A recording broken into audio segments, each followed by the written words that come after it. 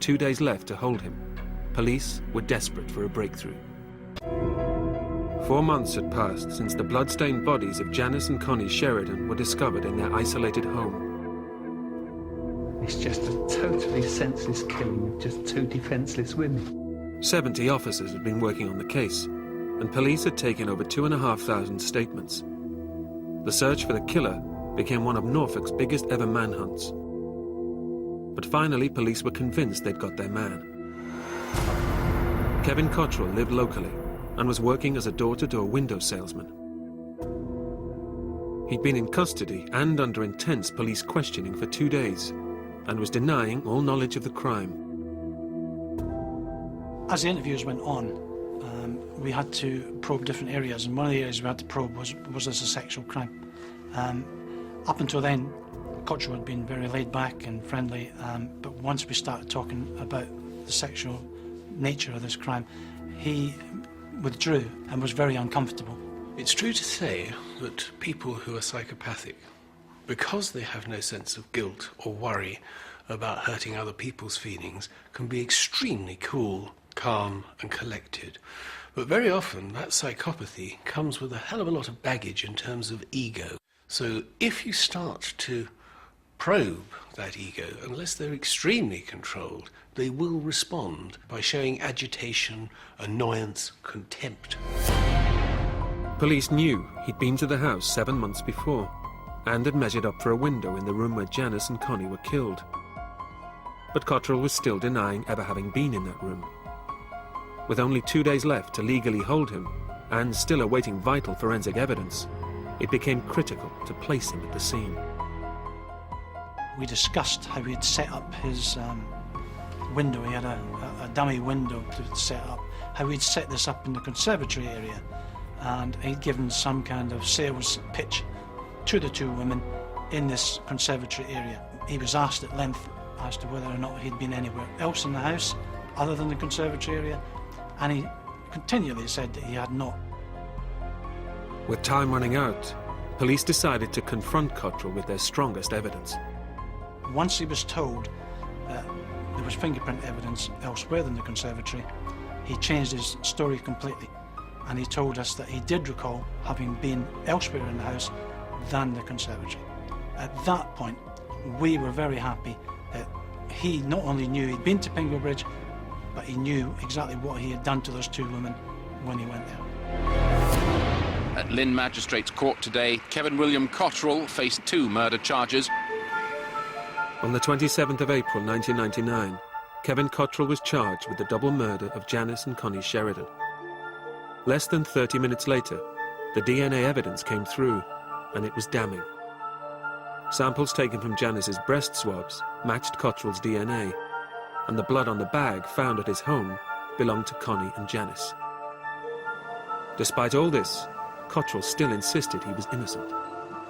During all the preliminary court hearings, there was never an indication that Cottrell was going to plead guilty. He maintained his innocence right the way through to the trial date. I could see no defence. The evidence was absolutely overwhelming that Kevin Cottrell had been the person in that house and Kevin Cottrell had murdered Janice and Constance.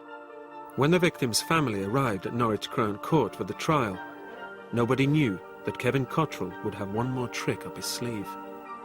When we went to the court, I was very fearful that we were going to have a long hearing, which wasn't going to be pleasant for any of us. But at the same time, we might learn, get answers to some of the questions that we wanted answers to. We turned up at court for the start of a trial on a Monday morning. He had some discussions with his barrister, and very surprisingly, he then pleaded guilty, and he offered no explanation whatsoever. He stood up, but this time it was guilty. And it was just as he said guilty, it's just as though guilty to a parking fee, not the horrific crime that he'd done. My clear conclusion is that Cottrell had absolutely no remorse or guilt for what he's done whatsoever. And in pleading guilty, he did so for one reason only, self-interest, because he would get a lighter sentence, or likely to get a lighter sentence, for having come clean. but only because it's in his interests, not out of any sense of decency. We wanted answers, and we knew then that we weren't going to get any answers. He wasn't going to speak to anybody. And we've been left with something that we don't understand and probably never will understand. This was something which was a private world for the perpetrator, and something which I would imagine he'll go to his dying day not telling anybody about, because this is for him and him alone. Kevin Cottrell received 2 life sentences for the double murder. He was sent to prison with a recommendation that he serve at least 20 years. When you first meet Cottrell, there's nothing untoward about him. You would pass him by on the street and not give him a second glance. It's only once you started looking and probing into his life that it became obvious that there were serious flaws within his whole lifestyle. I think he would pick another victim. He may have already done so. We never did find the weapon that he used. And again, I will stick my neck out and I will say I believe that Kevin Cottrell still has that weapon hidden away somewhere. In my own personal opinion, he is undoubtedly, as far as women are concerned, one of the most dangerous individuals I've ever met. Sometimes we all have a need to make a dent on the world. This is a pretty big dent. We've done something really, really off the map for most of us to get our heads round. You are someone, albeit in the most negative possible way, the most destructive possible way, but you are someone. That man has destroyed our family's lives. And I want him to say why he did it and why he did it to our mother and our sister. Why does anybody deserve that? If anybody deserves an explanation, then the family do. But unfortunately, there was no explanation forthcoming and there hasn't been one since. Personally, I've got 4 years left before I retire. And it would be nice, within that period of time, for Kevin Cottrell to explain what happened, why he went to the house and why he killed Janice and Constance. Whatever he told you would be a lie. You would never get the truth. Of that, I'm convinced.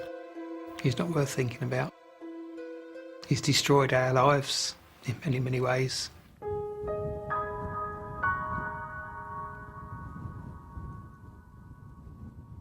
We weren't allowed in the house until everything had been prepared for us to go in and just to say our last goodbyes, really. You walked through the house and it was eerie, it was quiet. I could see Mum sitting in her chair in the corner where she always sat, and we went outside into the garden. It was a lovely day, bright sunshine, quite a cold day, if I remember rightly. And it was almost as though they were there in the garden. You could sense their presence in the garden.